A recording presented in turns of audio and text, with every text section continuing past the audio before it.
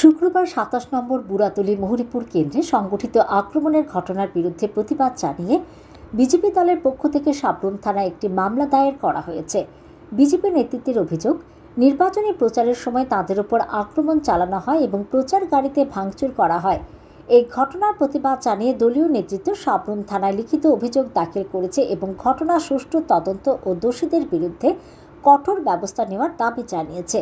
এই ঘটনাকে কেন্দ্র করে এলাকায় রাজনৈতিক মহলে চাঞ্চল্যের সৃষ্টি হয়েছে। এমএলএ শঙ্কর রায়ের বিধায়কের সিকিউরিটি ওনাকে কোনো মতে ওইখান থেকে রক্ষা করে নিয়ে আসেন।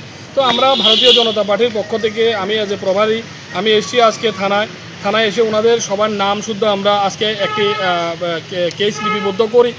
উদ্দেশ্য একটাই, আমরা ভারতীয় জনতা পার্টি হিংসায় বিশ্বাসী না, আমরা চাই শান্তিপূর্ণভাবে ভোট হোক। যখন দেখছেন আমাদের প্রচারে প্রচুর পরিমাণ মানুষ একত্রিত হচ্ছেন, তখন উনি দেবজিৎ ত্রিপুরা ভয় পেয়ে গেছেন। ভয় পেয়ে আক্রমণের পথে হেঁটেছেন ওনার নেতৃত্বে কালকে যে ঘটনাটা হয়েছে।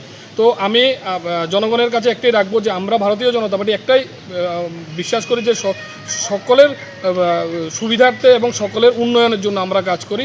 সেই জায়গায় দাঁড়িয়ে আমরা হিংসাতে বিশ্বাস করি, তার জন্য আমরা আজকে থানার দ্বারস্থ হলে আইনের দ্বারস্থ আইন প্রশাসনের মতো করে দেখবে সেটা আমরা আশা ব্যক্ত করি। এবং এই গুন্ডাদেরকে যারা কালকে এই ঘটনার জন্য দায়ী ছিল ওনাদেরকে আইনের আওতায় আনে উপযুক্ত শাস্তি দেবে সে আশা রাখছি।